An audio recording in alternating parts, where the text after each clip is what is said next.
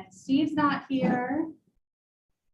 And was it Tony who said he was going to be, he was called away as well. Or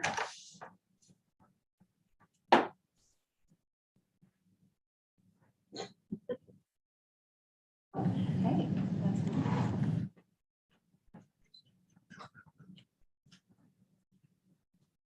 Okay, all right. Well, just pull my packet up and I. There's a packet if you guys want to share that or. Oh, I've got one on my computer. So I'll use this written one. Okay. Okay, analog. Hold on.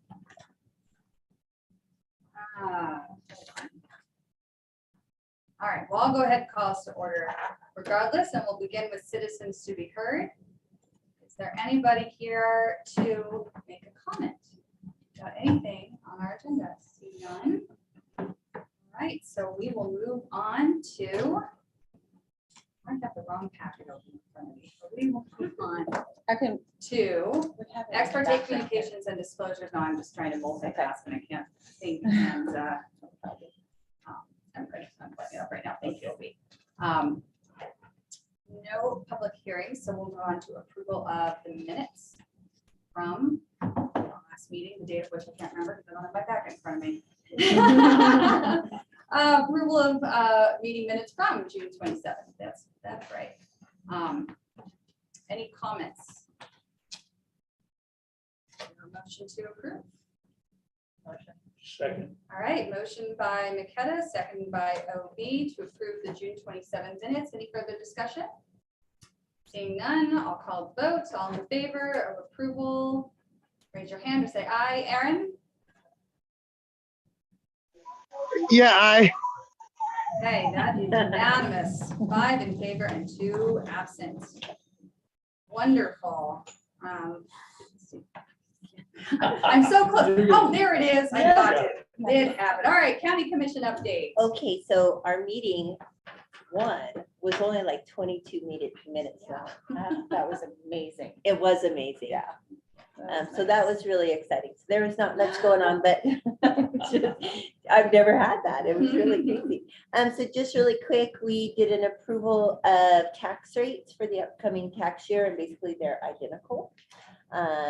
We did approve the final plat for the Ridges Minor subdivision on Desert Road, and I think those were just like a couple 1 acre lots, right? Yep. We did approve a letter to be sent to the BLM just to consider, we want to make sure people understand that word, expanding existing nighttime closures for the sand flats regarding UTV. So it was just kind of it was in the consent agenda packet, but it did get some hubbub. So we want to just stress this word, consider. And then lastly, that we did have a meeting. It was kind of separate for the canvassing of the Republican primary election, and Mike Lee, as far as our county, Mike Lee was one for U.S. Senator and John Curtis for representative. And then the only other thing really quickly is today, and it's just kind of off the cuff, but I was telling these guys that I did get a phone call from somebody stating that they don't think the county has a source protection ordinance for water. The city does, correct? We know that. Right. So And they are a water provider, which we are not. right. So there's a distinction there, but So we're going to approach GWISA and see if they have one. But he's an individual that works in the county a lot. He's an engineer. So it's interesting. You would think he kind of knows. And so if we don't, we need to move forward with that. But I've already yeah, it's on our radar now. Yeah. So we're gonna reach out to WISA and see what they know.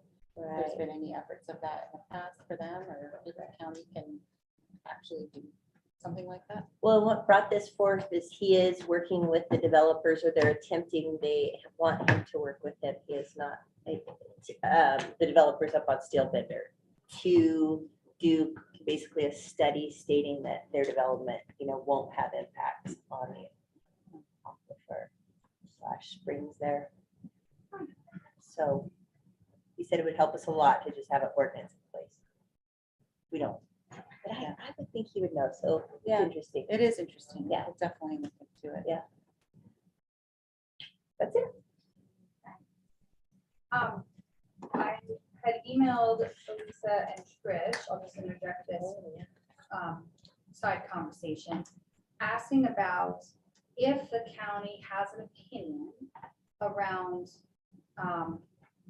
the water impacts of different types of development. So, assuming that housing development of some sort will continue and we particularly need housing for our workforce, does it make more sense based off of average water usage to focus on maybe higher density, smaller land use development Yeah. versus, Great. and by density, I don't necessarily mean more single family homes even, but just, Right. Yeah. less Smaller. with more versus, Mhm.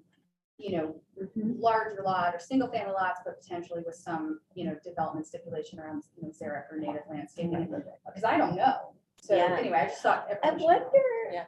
if we could, Mark's so great. He probably, if we wanted him to come and just answer random questions, he's already doing like a series with the county, right, where he's doing these informational water meetings. Right. But if we You might have wanted some that, stats on that if he already has. Exactly. Yeah. some- Yeah. Well, I um, just, water has rightfully been brought up as a Yeah. constraint to consider when we look into but then we'd have that, development right?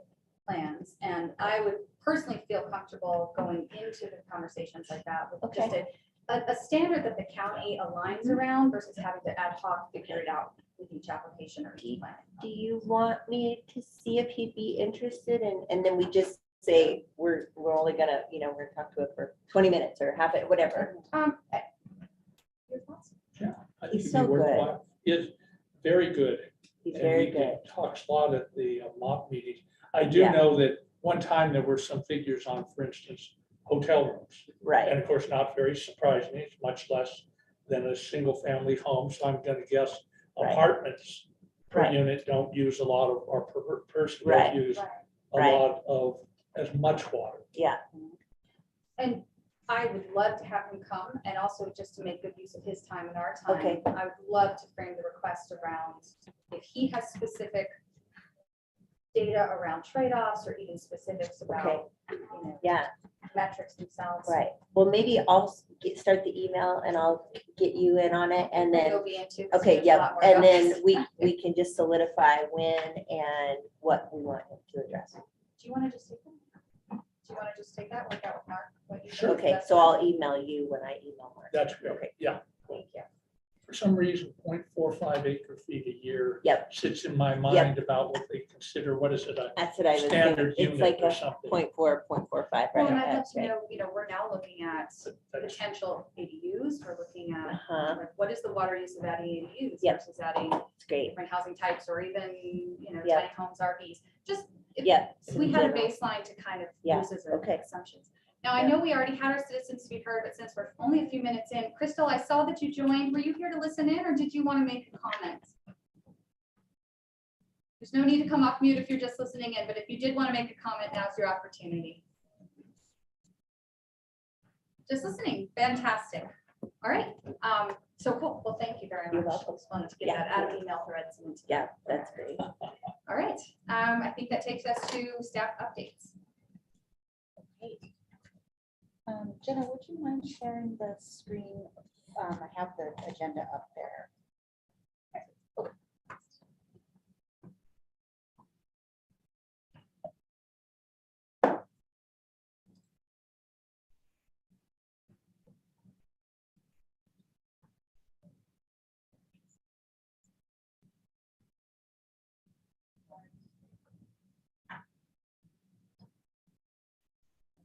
So are we on, let's see, what are we on right now? Nexus? Nexus, okay, yes, okay, sorry. So I don't need to share my screen quite yet. So as far as that update goes, I just wanted to keep y'all informed that we did post an RFP last week for the housing nexus study and linkage fee analysis, which will support policy changes to increase our local deed restricted housing in Van County, as well as providing new incentives for affordable housing. So this would be an update to the 2018 housing study that BAE Urban Economics did back few years ago now. So that was the basis for how we were able to create our assured housing section. And that section needs updating. So that's why we're doing this. And we've been talking about it for a while. So I know you're all aware that it's been kind of going on in the background.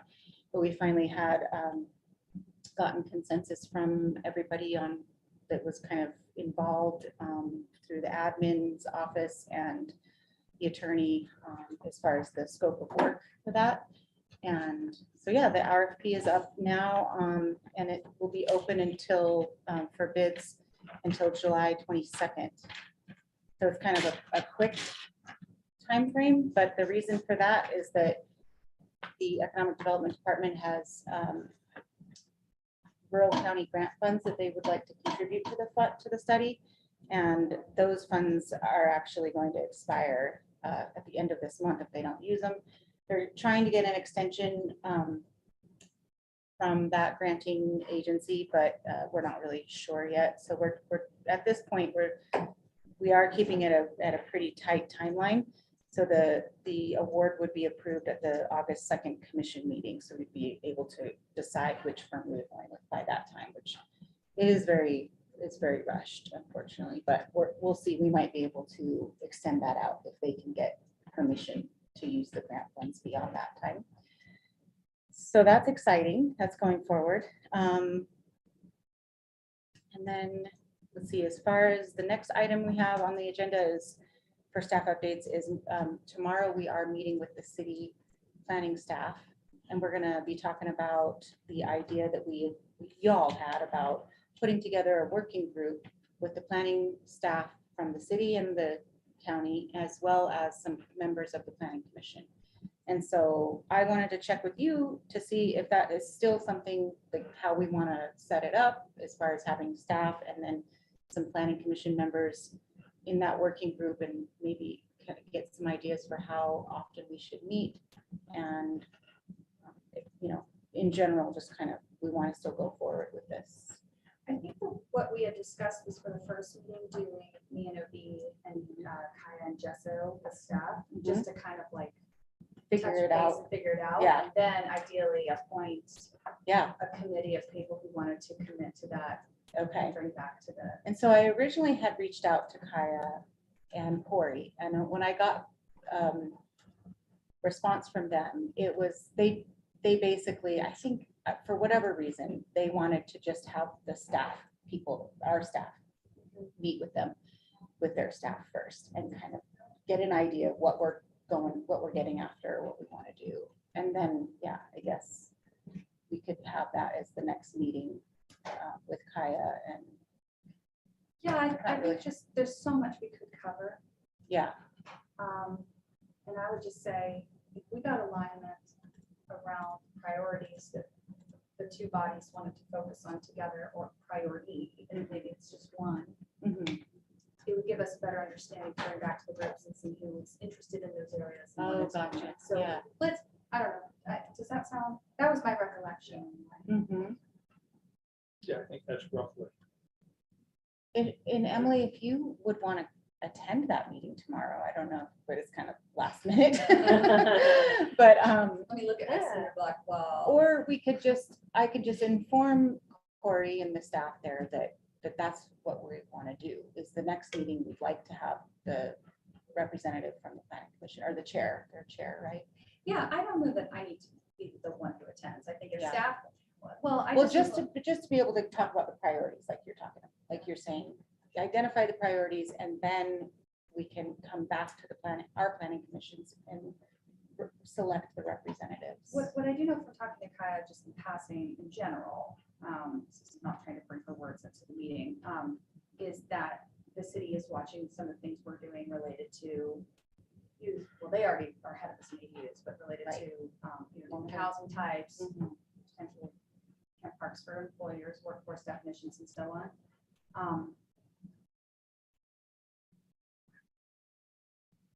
Let me start with this. You have your hands full, you and your poor office. Oh my gosh. Why don't you and Corey meet, determine what your bandwidth is based off of what they are interested in and their bandwidth is. Yeah. I mean, you could do a quick round robin, see if anybody on this body has anything that we think should absolutely be covered, and that way you can go in armed with some voice of the planning commission.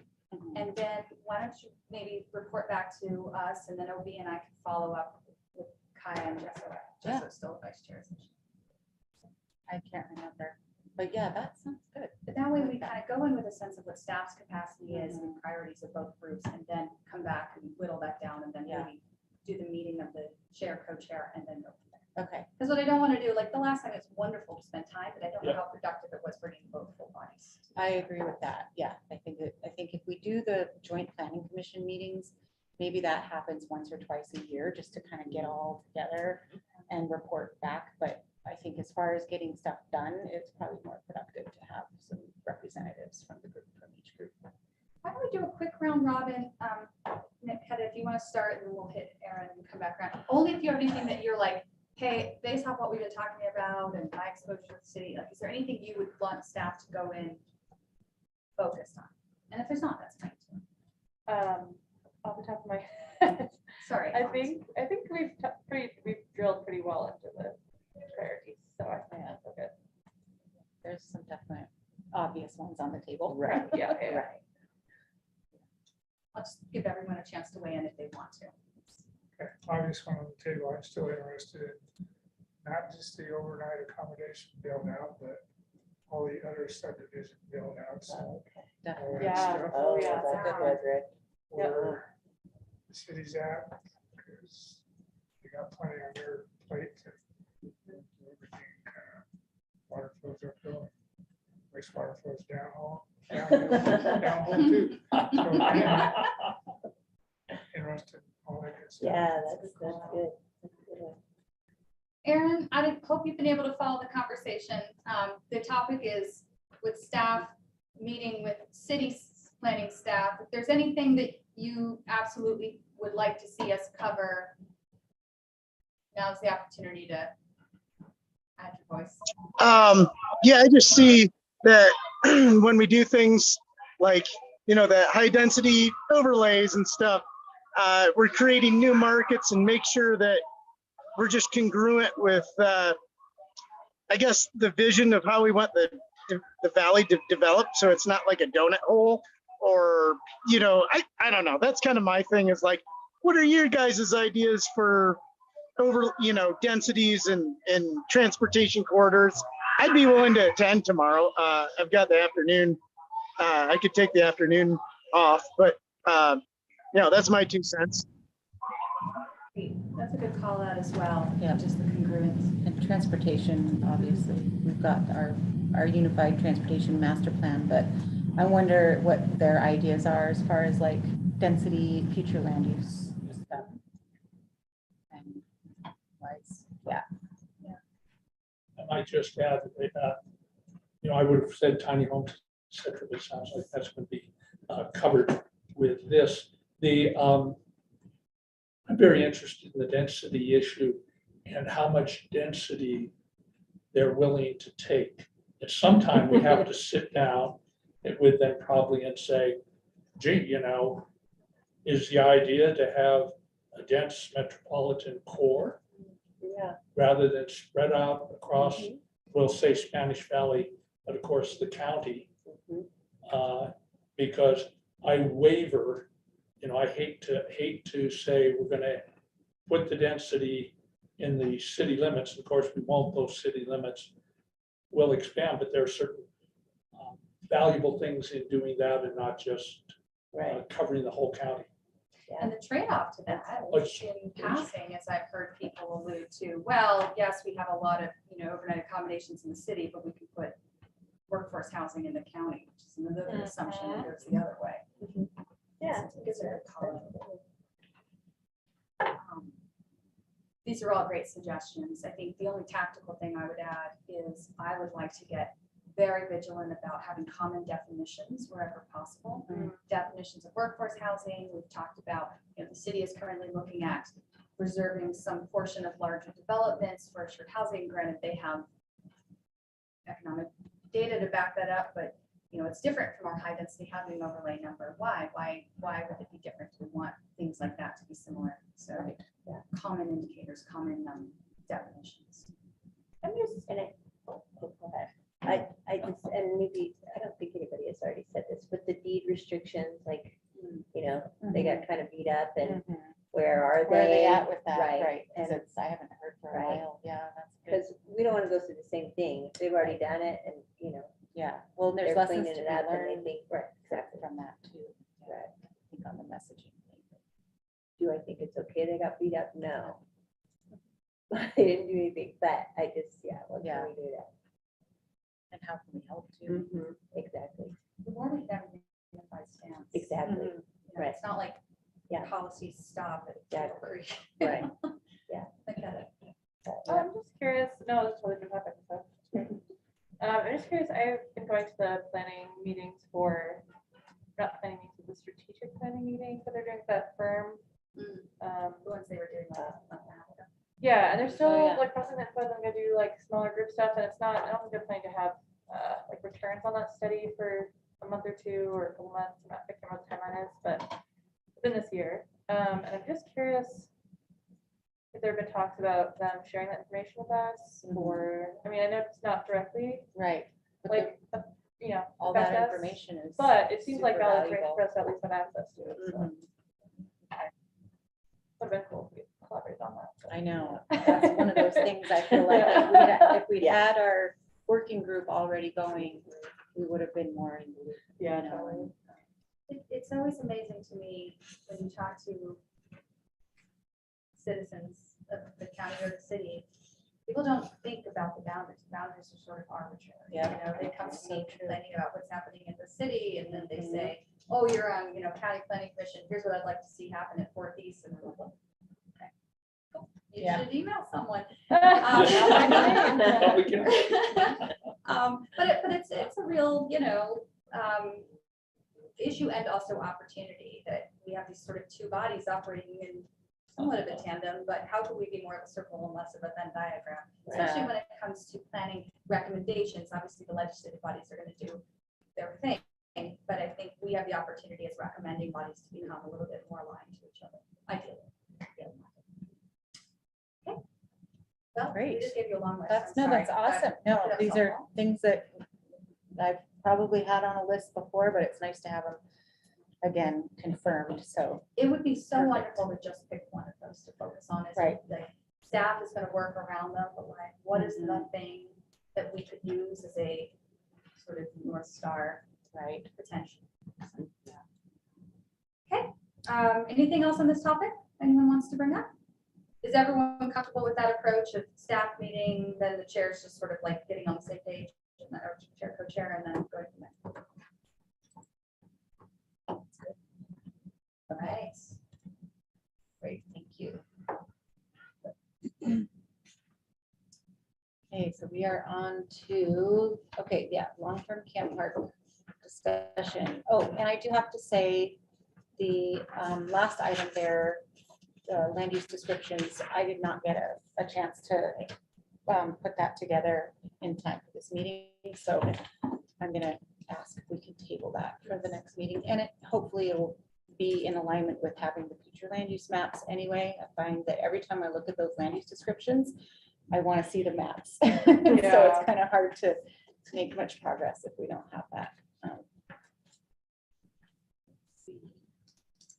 So, okay, for the long-term camp park discussion, as you all know, we've been working on, I started this draft code language a few months ago, and I brought it to the planning commission. We kind of went through it. It was just a very rough first draft to kind of put everything in there that we could think of, and it was based off of the OAO section that we already have, just kind of tweaking it for long-term camping. And so now I've kind of fine-tuned it a little bit more based on the feedback that I got from that meeting. And we're at the point now where we're going to be bringing this to the land use steering committee on Thursday, which will have representatives from the county commission and the attorney, hopefully, and some other department heads. I think Bill Holst is planning on being there. And Laura was going to attend also from HASU, so she can kind of chime in on terms of like tracking deed restrictions and all of that stuff. So basically, I'm just looking to go through the development standards and sticking points that I put in the staff report and see if you guys have any initial thoughts or some concrete feedback at this point. The first one being kind of a bigger concept idea about how we permit this, because I've gone back and forth from my own perspective as far as, working with OAO and also going through permitting CUPs. And I think they both have their benefits. They also have some drawbacks. And so I'm just kind of curious what you all think about how we would permit long-term camp parks. Yeah. Can I ask a clarifying question? Mhm. Given the legislative, the amended state code for this legislative session related to UTV businesses and our ability to regulate through the business code, Mhm. is there a path under, for example, an overlay district where a business license or an employee campground would be held to certain standards, and after, 3 citations could lose their business license, where the use could stand, but somebody who was in, an owner operator who was not living up to code standards would lose their right to operate a business on that property? Like, That's is interesting. that still something we have at our In our- disposal? I don't know the answer to that offhand, but Kinda Anna, do you left have us in a any, muddy spot, do you have any but- idea based on the stuff going on with Title V or the original, was it Title V? Yeah. Whether or not there's legality in closing down a business based on. Yeah, violations. Josh would be better at I answering that. know. I mean, I know they kind of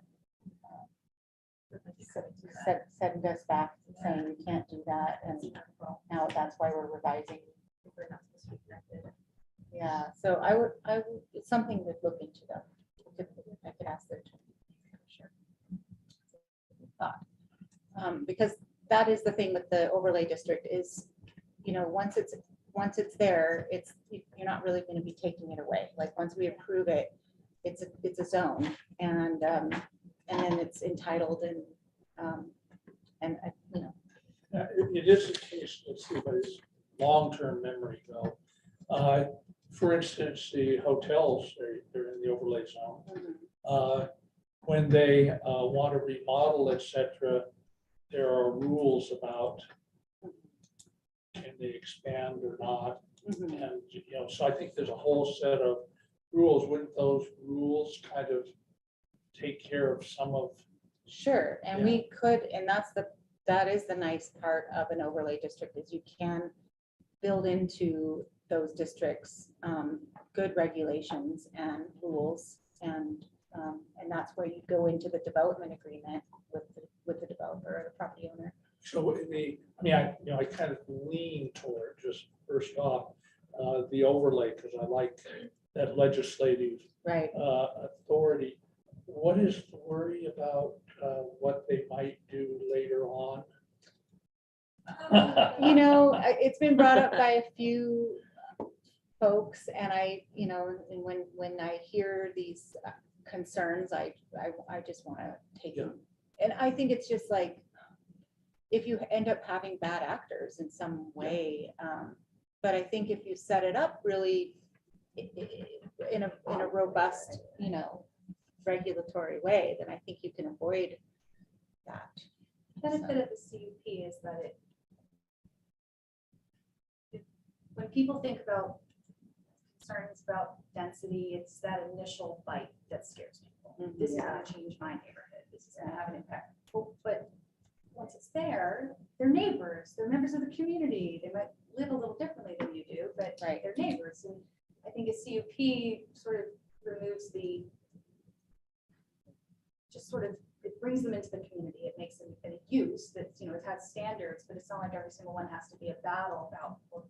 It's a trade-off. I'm Right. sensitive to the people who own property and their concerns about their neighborhood, but also like, we need to move past this, and we need to recognize the people who work here who don't live in a single-family home for any great number of reasons still have a right to live where they work.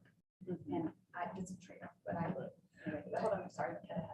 Can I just ask a clarifying question? Is the goal of this still to push this through real really quickly to get something on the ground so these people have a place to live and then Yes. to revisit it and to make Oh, it more so, robust? or okay, so what's the at the last meeting, were you there? No. Okay, so let me I- give you I a watched little it. recap on that. So what happened was at the land use steering committee we had previously, the discussion kind of came around that basically the temporary dwelling permit idea is no longer, we're not pursuing that for employee housing. We're going to instead change tact and we're going to just go straight to putting forth this long-term camp park code so that, and in the meantime, instead of kind of kicking the can down the road and having temporary dwelling permits issued for employee housing and kind of these, happenstance kind of ways with porta potties and whatnot, folks were feeling like we could actually use the voluntary compliance agreements to extend those out, which is just through code enforcement. And in that way, we're giving them the time to, we're giving ourselves the time to get the code in place and then giving them time to apply for a long-term camp park and get it built and all that. So, and I checked with Josh and he's good. He already issued them, NAVTech, for instance, already has a extended voluntary compliance agreement through October. So even if it had to go longer than that, we can do that. That's a good tool. Thank you for clarifying. Appreciate that. Do you want to add, or did you just want to clarify? I was just clarifying, because, I mean, I like the CUP feels better to me in just that it's not as permanent. Right. And our valley's constantly changing priorities and constantly morphing and changing and adapting. So for me, it feels like the more obvious choice just for that. But at the same time, stability and longevity is really important. So. Right.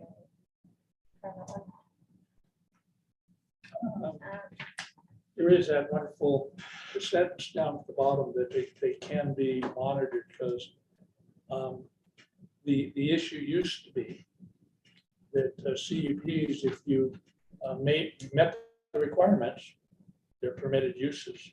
Mhm. And so, somebody can also, a bad actor can come along and say, well, I can do this at the immediate minimum, this at the minimum, this at the minimum. Mhm. And now I'm permitted to do it. But it is nice to go back and monitor.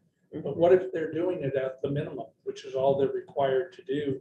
Does the county really have the authority, if they quote met the requirements originally and are still doing them, to they still probably are kind of permitted to do it legally if there's some case, or I mean, how does that end up working out? Right. Would something keep us from applying similar regulation around expansion that we have on our land, our overlay zones, that you could be permitted for up to blank on your master plan, but expansions have to come at a certain trade-off to community value or Sure. heightened, In an overlay district. but in a non-overlay district, if Oh. it was a CUP In a in an CUP. underlying zone, I mean, I don't know why we wouldn't be able to define that in the same way. Oh, we would, yeah, we would definitely define the maximum number of units that they could develop on a site, dependent upon the, parcel size. It would be tied to parcel size. So I guess there could be some kind of like density bonus or something if they were established for so many, I don't know how that would work. What I'm saying is that if they were originally, I guess what happened with the master plan, okay, you're building 2 bathrooms and 1 outdoor kitchen, so on 2 acres, you can have X number of sites. So with the CUP, they don't set up a master plan. It's, I don't know if it's much different, but it kind of is in the way that it's approved, a site plan. Site plan. Mhm. And that's, the site plan is an administrative review that just goes through our office, and they have to meet all of the requirements that we write in that section of the code that would be for a CUP. I see. Yeah, so it's not necessarily like an agreement in that sense. It's more of a, I understand. as long as you check all the boxes, yeah. It is interesting. I'm actually sitting on the borderline here. I don't really know, of course. It's interesting because at one time one of the major things that we were supposed to do is get rid of cups, right? Weren't we going through and saying, well, it should be Right. either permitted or not permitted, and you shouldn't have these. I remember that. That So, was kind of. a so thing, it's yeah. it's an interesting thing, and I, wonder in what sense does that change? I mean, the argument was, it's oftentimes pretty easy for the developer to meet all the requirements that you wrote down and could think of. Now what are you gonna do? That is exactly it. It's this kind of, I guess, trepidation around being able to get a CUP relatively easier, and then the county does have to approve them as long as, they meet a big standard that's in code, but as long as we write it really well, then I think Yes, it could be okay that way. Yeah, So I'm just, go ahead, Tricia. no, yeah. Well, I'm just preemptively trying to anticipate concerns we would hear from the community, similar to the concerns we heard around high density housing overlay and local camping. And, what I hear from people, this is obviously in general, so this is not small sample size. But there is a tendency for people to say, like, I don't want tourists and go camping in my neighborhood. But if a neighbor was providing housing to somebody who worked here as a guide, I might be more open to it. That doesn't mean somebody wants it happening, but there's a different standard. So if we were to, one, we would have the enforcement that says, restricted to people who are in the workforce. That would be up for review on a monthly basis, yearly basis, right? There also would be concerns around noise, wastewater, and so on. I don't see why that couldn't be written into the business license and enforced legally, since that would be the same with and throw parties every night at your house. We will be told to Right. stop. Okay.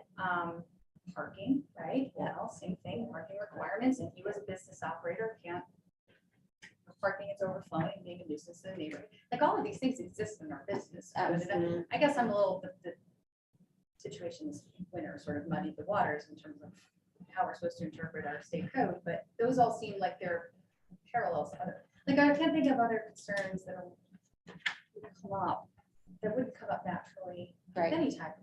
It's the typical Yes. ones, noise, Right. parking, traffic. I say traffic. Concerns. And as long as we had administrative review over the business permit tied to that sort of use, not land use, but like business operation. If your business is operating and providing housing to people and the housing is creating a nuisance, then your Okay. business, like wouldn't I, again, I'm not a lawyer, but Yeah, I would that- think, as long as the county lawyer felt comfortable with that, county attorney felt Yeah. comfortable with that, I would say an overlay made more sense because of the legislative control, but that would be the trade-off. Yeah. That sounds good. I mean, I will Go say ahead. recently, I had a business running out of a rural residential area, or they were just housing all their guides there and a lot of other people. And it really was overwhelming. Yes. But I do think if those regulations were put into place and the business owner had disseminated that information to the individuals that were staying there, I think it would have been better, right? Right. But it was speeding and noise Right. and, you know what I mean? And I don't mean to and it- discount that Right. impact at all, but I mean, my next door neighbor bought But- a dirt bike for his kid who's been running donuts. Well, Right. that's kind of disruptive, like Yeah. it's painful. But I do think I think it would alleviate quite a bit. Yeah. So what you're saying right now is you guys are going to kind of go through this with a fine tooth comb. Right, so Okay. at the land use steering committee meeting on Thursday, we'll get the commissioners kind of feedback on this exact list here as well. So, yeah, it'll be interesting to hear their perspective and the attorney as well, obviously. I have one question here when it says, an employer may opt to build employee housing off-site. So you mean off of their, off of the business. right, so if they they're bought talking- another parcel. right. Yeah, we're talking about residential zones. I know, because that's Yeah. exactly what'll happen. And Right. that, but it makes me understand, like, It's okay, that's housing, what'll happen. right? It is housing, yeah. Yeah, No, I know, I know. but you do come to that realization, Yeah. like, I know that business owns that 5-acre lot now, and Right. so, yeah, it's an understanding. Right, But when I hear things, and I guess I'm coming from that perspective of the individual that's gonna be impacted, when I hear things like, you know, these are the things we could do to alleviate some, it helps, Mhm. right? Yeah. And I think that if we could disseminate that information to the general public, because it is gonna be impacting people. it is. And there's also the possibility of limiting, if we did go with the CUP route, you could limit the CUP option for different zone, per zone, you know, so like Just small lots or so. residential versus rural residential, or, you know. I mean, I saw you have a density per, yeah. per Yeah, size. and that's probably just a really rough start. Yeah. I want to work on Understand. getting, by the time we get to the meeting on Thursday, I want to have an actual sketch. Yeah. Of what that density would look like on the ground, and see how many units you could fit into a quarter acre or a half Sure. acre, an acre. So our manufactured home neighborhood is currently a conditional use Right. in the county. And the standards are burdensome, to say the They are. least. They are very much, yeah. I wonder, well, I think that there's maybe a possibility to merge these two. You have manufactured home communities, you have long-term camp parks. It's almost kind It's of very almost similar. the very They same are. We're talking thing. about tiny homes Right? too, Yeah, and like, yeah. yeah. So if a modular. manufactured home community, that would be a tiny home community, which would have a certain density, it has a conditional use. Mhm. What is that density today? You know, if it was all consisting of smaller homes around the size of a RV trailer, you know, that people would be living in, what density would that have? Because we already have that in our code. That, to me, would be a good baseline. Like, Yeah. as a community, we've already agreed that this is sufficient as a conditional use in our residential zones Mhm. under certain these conditions. Right. Could we baseline off of that? Because that would take away some of the scarecrows around, you know, uses that are a little bit different. Yeah. But I mean, what's the difference between somebody living in a trailer and somebody living in a, Yeah. you know, tiny home and somebody living in a very, very fancy tent? It's still somebody living there and using a, you know. Right. So I think that there might be an opportunity there Yeah. as a baseline. And I mean, goodness, it's hard when you buy a home, especially in a rural area, and then suddenly there's something coming in and it's a different type of use and it's denser and that is an impact. But my brain just keeps coming back to the poor people in this community, the people who were displaced with their family, you know, from their manufactured homes this last winter and living in a car and the impact that they're feeling. And the people who, you know, can't work because they can't afford to get from wherever they're living out, you know, LaSalle, for example, to drive in. I know people who are having to trade off coming to work and the cost of gas, living in far off places.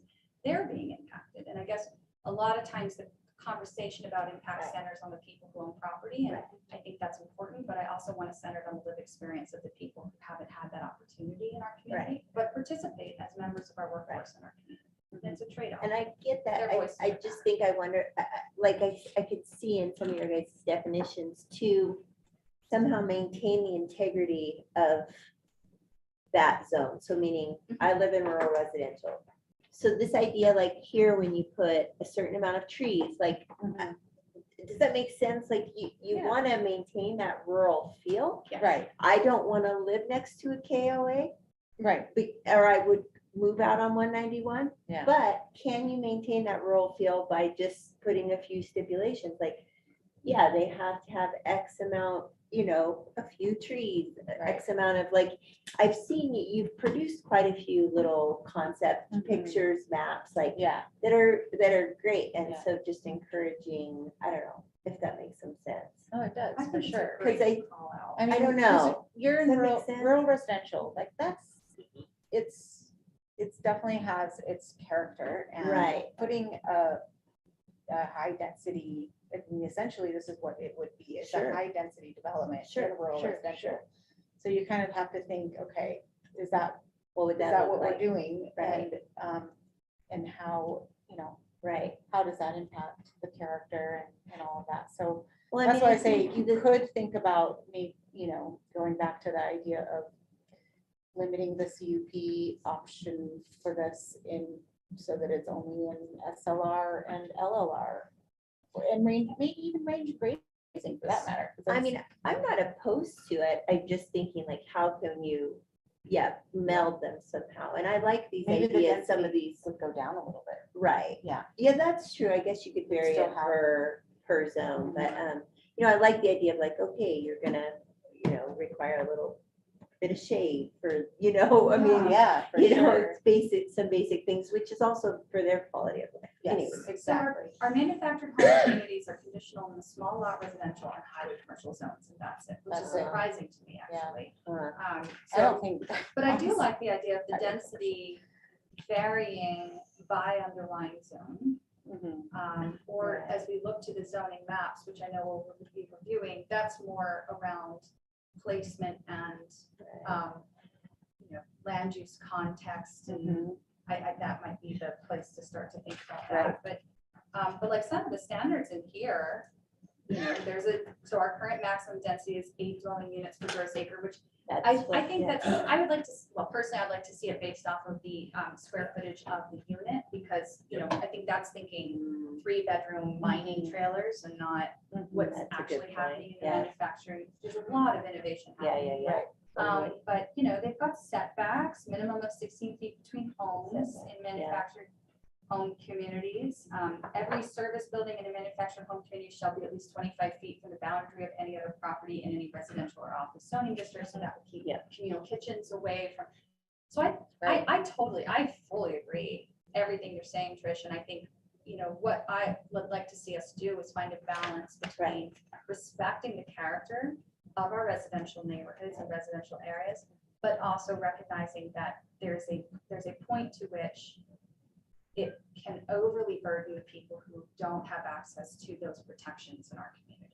Right. And I think we're at and I'm just, I guess maybe saying the unpopular thing out loud, whatever, is, we're at a tipping point in our community where we're gonna need to determine how much the voices of those who have been able to opt into our real estate market outweighs the voices of those who haven't, Right. knowing that the people who haven't might not have been here as long, they might be more transient, Right. they might be leaving next year, but they're definitely leaving next year if they don't have a place to live. Sure, right. And I mean, I know a lot of people, myself included, who started out as a member of that user group and then became part of the second. And it's hard, it's not an easy decision, and I think this is where a town hall and conversation. I would agree with that. Because we also have to sell it to the community, right? Like it has to make it through that public process. And so we're Yeah. gonna need Buy-in. buy-in. Well, it Right. does, and also, public clamor is something that we should be mindful of, that, we hear people say, we want to have great schools. Well, we can't have great schools if we don't have great teachers, and we want to have great teachers if we don't have housing. Are those Exactly. teachers going to be living in, Mhm. tents in a camp park? Maybe not, hopefully not, but they may be in a temporary position. If we say we want to have a strong community, that means we need to take care of our families. Well, a lot of our families are displaced and in a temporary state of houselessness. And so there's economic trade-offs and there's community trade-offs in addition to property value trade-offs, and all of those need to be part of this conversation. Yeah. I don't mean to, I feel very passionately about this, obviously, so I'm sorry, this is me getting. Okay. I'm with you. No, it's good. This is where the conversation ends up a lot, because it's probably the biggest hurdle is kind of getting the community at large in, like, to have consensus on this and feel good about it. I just want to make sure the voices of the people who would benefit from this, their voices aren't lost. That's all I get. For Yeah, sure, for And sure. we can all think of communities where that balance tipped too far. Right, I think Absolutely. we're right on the brink of it, and it just creates we a are. doom loop in the community. right, And Yeah. it's tragic. right. It's tragic. And then to kind of like going back a little bit, so, and then tell me if I'm just getting off kilter here, but to go back to this idea of rental caps. I mean, because the reality is, so we let a landowner put in 32 units I open a And they question. charge $1,000 a unit every month. Have we helped the situation? Yeah. Do you know what I'm saying? Right. I Oh, mean, that was your next. That was literally, yeah. Okay. Where it was with you, yeah. I wonder how much the market might correct for that, just because if they're deed restricted for locals and how many locals can actually Right. afford, I mean, I'm sure there are plenty, but I don't know. I've thought about that too, and I feel like we might just have to charge forward with Yeah, it yeah. and kind of see Okay. with some pilot Right. program Are or there something. other similar programs elsewhere? And I know Utah does not allow traditional rent capping. Yeah, right. Are there communities elsewhere, maybe in a similar place, like similar places, or maybe within Utah that have found a successful way to navigate that? Like, we do some research into like, because like surely there are incentives or something we can do, because people are not bowing out of these high property prices right now. They're just holding out for somebody who Yeah. comes to town and wants to do it, and it doesn't, like it's, Yeah. I just don't believe in the good, I just don't believe in people Yeah. being kind to their neighbors. I just really don't. I hear It's, you. the dollar signs get too big and great, Yeah. and it's hard to avoid. So. I do rent mine I do want to state that. I rent mine I live in the Me as ADU well. and they, Yeah. and Yeah. I do, but yes, I agree, most people don't. So yeah. Totally. Well, part of the I mean, not issue even most, today but is a lot of it's people. so Yeah. burdensome to build a rental unit that That's there's a true. limited stock and it makes it easier for individuals to take advantage. And so, part of the market economics idea here is, well, if there's more choices, then I as an individual am going to live somewhere safe and somewhere less expensive, and it's a lot, the infrastructural hurdle to be able to build this is fairly small and we could take use of it. We also know that there's a lot of employers who are struggling and begging for something like this. So, Right. I don't know that right off the bat, the person who's going to be Okay. doing this is going to be, Right. shooting Does shot. well. Like Okay. that. Right. Yeah. Okay. But you I guess guys the would last know thing I'll more say is about that. there was a really interesting idea brought up by one of the members of the Economic Diversification Committee around the way that the land trust works. So the land trust, they own the land and then lease it to the person who is living there, which means they can own their own rent caps, right? So that's how they sort of get around it. There was an idea put forth of, well, what if an individual could lease their backyard to somebody else, to the land To trust? the land trust. On a 99-year contract that renews, it gives them more Already set up. flexibility. Right. Yeah. Right, and that similar, agreement could be used for, if you're an employer and you're doing it on site, you can, do it, but if maybe off site, it's something like that. Maybe it's a lease to the Really county and then the county manages it through housing or something. So there could be regulatory, thus ends Right, my right. understanding. Now it's Regulatory. Yeah, exactly. But I think we've already seen models like that pass Yeah. muster in our own community. Okay. Yeah. And I think the most important thing is we are centering on the needs and the dignity of the people who most need this, who are really the backbone of our community, the people who work in our businesses, the people who are younger people, upstarts in our community, families in our community. This is good. Okay. Yeah. I realize as usual, soapbox on that one. I apologize. Okay. Anything else anybody wants to contribute? Rick, did you want to say anything? You guys get Aaron? it done on Thursday. Okay. Yeah, can you guys hear me? Yes. Okay, so, I read that thing and there's a couple thoughts that I have on it. One is with the detached, like a detached acreage from your business.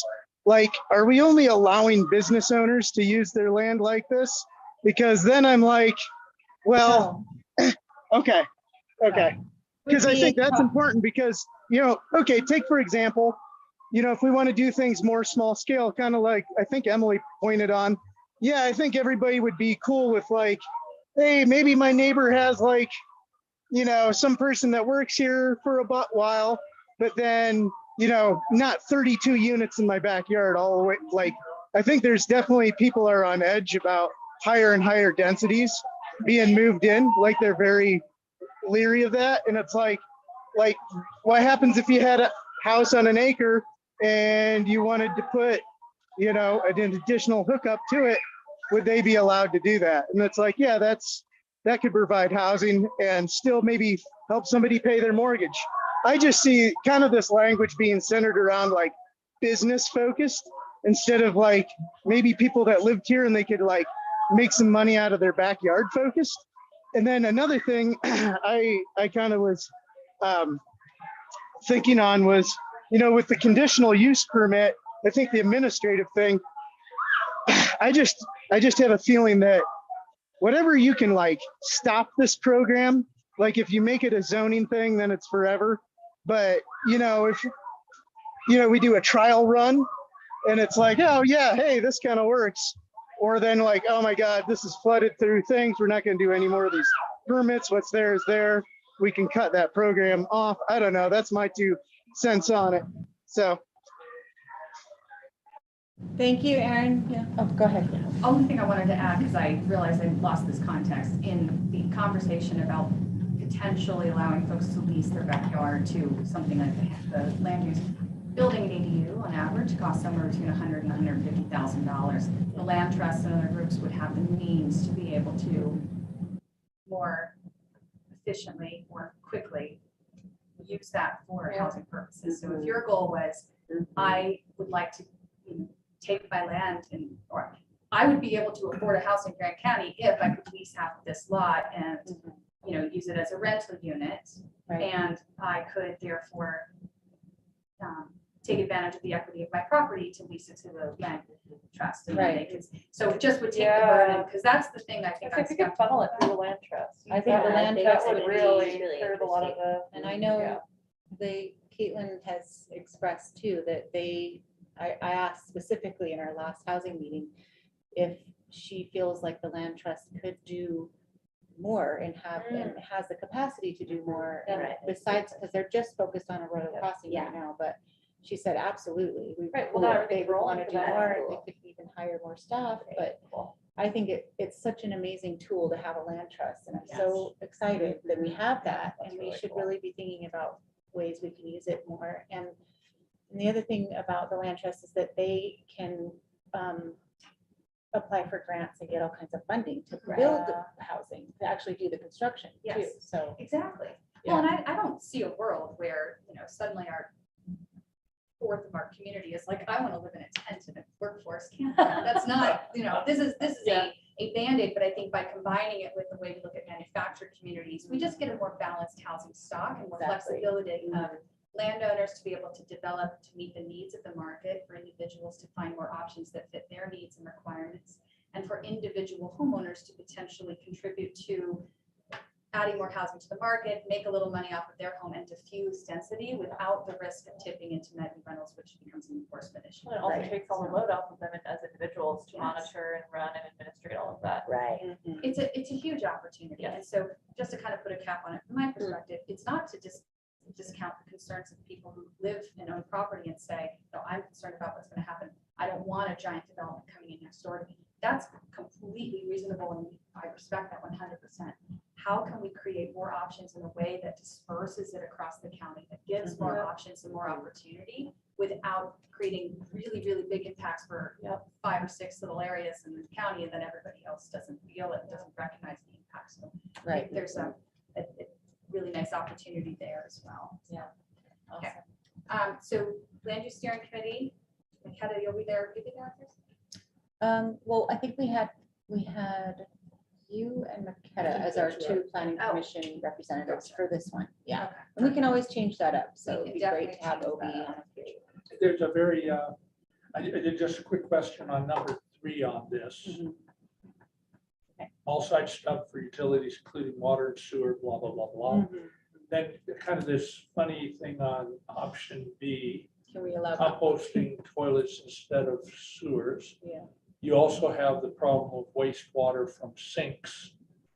And so you got to do something with that. Oh, you're Because right. one might say, Absolutely. and yeah, except that the gray water doesn't allow you to take water from your kitchen sink, or at least it didn't That's when I true. dealt with it. It's okay for the bathtub water to go out Right. there. The kitchen sink So is considered there's a- groundwater It's still. an interesting Yeah. question. Is this probably for financial reasons, there's also septic tanks which can take both. Would the county allow a septic Isn't tank? the, Probably wouldn't. I yeah, don't think you can if you're It was- within a connection zone, Oh, like if you're, exactly. if you're within Yeah. some no. So- distance of.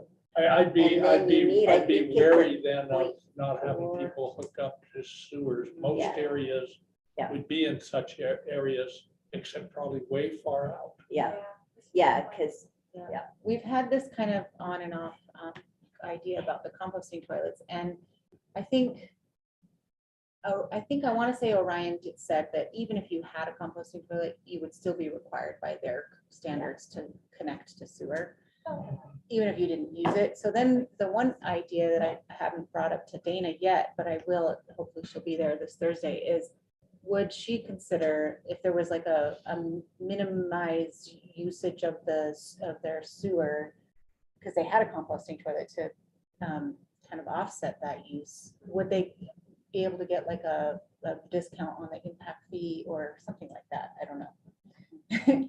But that, I have no idea if Dana would just be like, no way. I Or what. know, and maybe you guys know more about this, but we started this organization down in Indian Creek, Friends of Indian Creek, trying to deal with human waste. This was a long time ago. And we were gonna put in composting toilets, and all the research we did in this climate, they were just really hard to, right? Am I wrong? No, Okay. you're totally right. I was Sounds like- you got all this life, it's really Okay, hard. okay. Yeah, they, So it takes forever for it to break down. yeah, and it dry took and all this hot, yeah. maintenance. You need a lot of moisture and Yeah. stuff, and like regularly, and, yeah. Okay. It was pretty, yeah, it was like, this isn't gonna work out. That's a great idea. So if anyone has any additional comments on the items outlined in the staff report, pass it on to Lisa and to Jenna. We'll review it at the land use steering committee and hopefully maybe draft code at next meeting or the meeting after. Right, so that's what I was what I'm really shooting for is if we can finalize everything at the land use steering committee. I don't know how you would feel, but about maybe bringing it to public hearing at that point to planning commission? Or do we want another planning commission meeting to kind of check in on what the results were from the land use steering committee before we go to public? Does everyone feel at this point with the staff report and the discussion so far that we've covered issues sufficiently at the high level that we would feel comfortable going to a public hearing, like? Or would anyone like to have one extra period of review? So this would, I think I'd want an extra period of review on that. It seems too vague. There's too many variables on that thing that we're trying to figure out. The other idea is we could circulate it via email after the land use steering committee. I could send out the revised draft to you all and get comments that One of those way. ones where we can comment, just Mhm. try to decide there. I like Right. that, see everybody's comments. Yeah. I'll just say, we could aim for a public hearing. While we don't want this to be the way that we do things generally, just for efficiency's sake, we could always at the public hearing determine upon further review and public comment, we want to table a vote Mhm, during that hearing for a week. mhm. But at least that way we can accelerate the process or at least maintain speed on the process that we've been at, if we're able to get that. That's good. The other thing I want to bring up though too is that I'm going to be gone for the next PC meeting. And so I don't know how you would want to normally handle that when I'm not able to attend. Here's what I'd say. After the Thursday meeting, we'll circulate notes to everybody with kind of where things sit. If we feel like the land use steering committee has consensus that we're ready to move on to draft code and that we generally agree with the overall approach, it would be great to have a draft circulated on the timing as if there was a public hearing. If you're not going to be here, then maybe what we should do is just plan on doing a deep review of the code at that meeting and then planning for a public hearing the following meeting. So you're present for the public hearing to Right. bring context back to the county commission and provide context in. Yeah. But we don't miss Yeah. an opportunity. That sounds good. Comfortable with that? Yeah. Okay. It Do you need is- anything else to do? Consent. Are you feeling a little bored? Oh, yeah, I'm so bored. No, it's all good. And I think as soon as you want to start circulating early drafts, I mean, there are people who have looked, Yeah. looking at the manufactured housing development and trying to bring that in. I mean. For sure. we can I help. love the idea of, I'm Yeah. definitely gonna look at melding some of the stuff from the manufactured development Right. code, because Yeah. that actually could solve a lot of the kind of things I was worried about in terms of this. Yeah. So, yeah, very logical. Logical, yeah. Final chance to chime in, otherwise I'm going to move us on. Okay, it's 5:35. We normally do citizens to be heard. I don't see anybody in the meeting.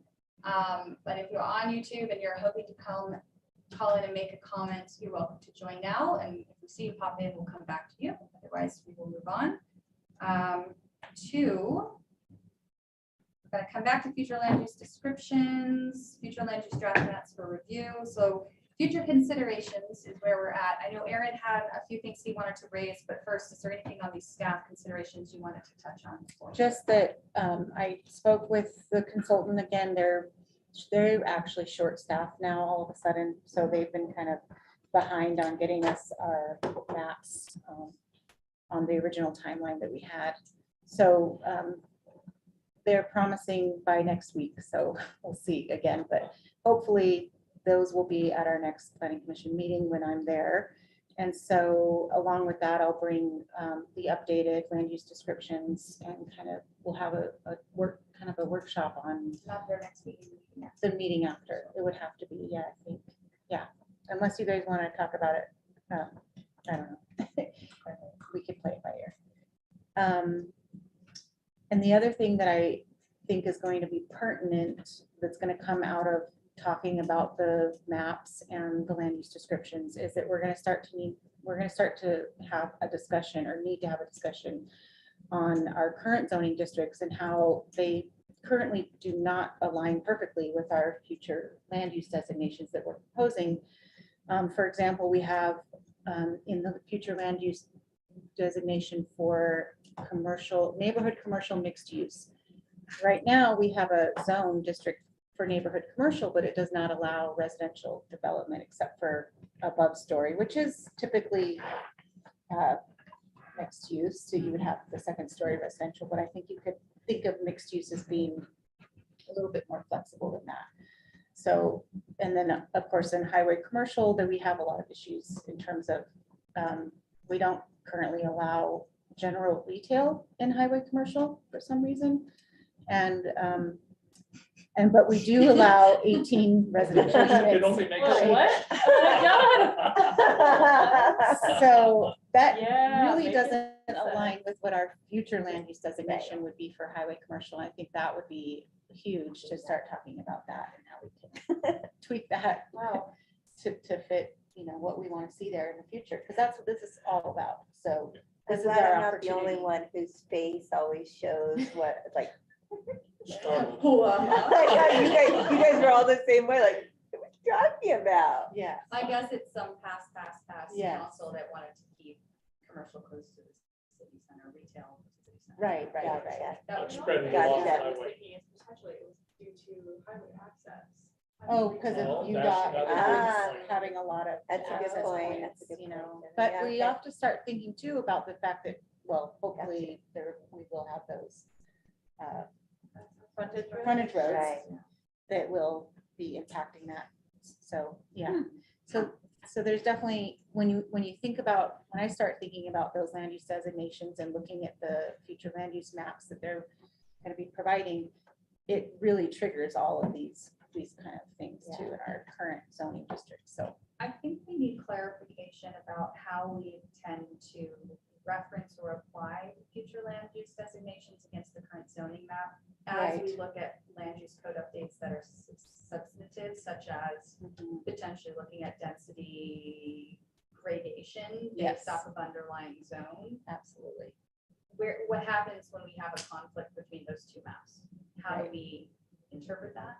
I personally would value a strong opinion about guidance there. Yeah. Going into that public hearing. Yeah. So, For sure. how other communities approach it. Maybe Bill Mhm. could provide us Yeah, his best practices, but I don't think we can go into that public hearing without it. for sure. I agree. Okay, so yeah, that's all I had for future meeting items. Aaron, I know you wanted to chime in with some thoughts from the last meeting that you had looked into. Aaron? All right, we're waiting for him to be able to join us. Anything else anyone else have? Considerations? Yeah,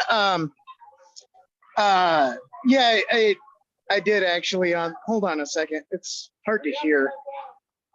Okay, so I had some thoughts on that, the high density overlay. We What? can hear you. We hear you.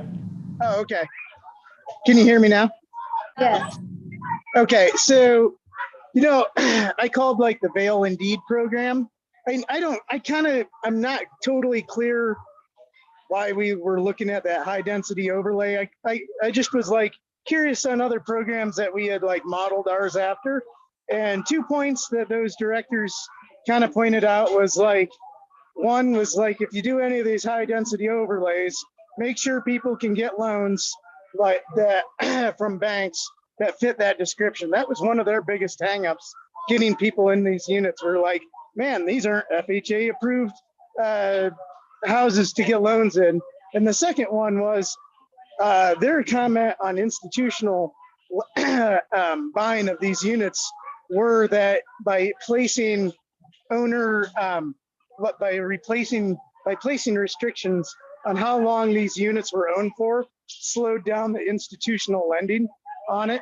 So it's like, okay, you can buy these places if you're out of town owner, but you have to own it for several years. And that's kind of like what they were seeing was their remedy to their program. That was the only comments I had on that. And then I had a couple feedback from some locals that were like, yeah, these high density overlays were just incredibly like, it put four units per acre, and now you have 40 units per acre, and they thought that was, I can see people having points on that. So that's kind of all I wanted to say on that issue. Great, thank you. It's so interesting to see it compared to other programs in other communities.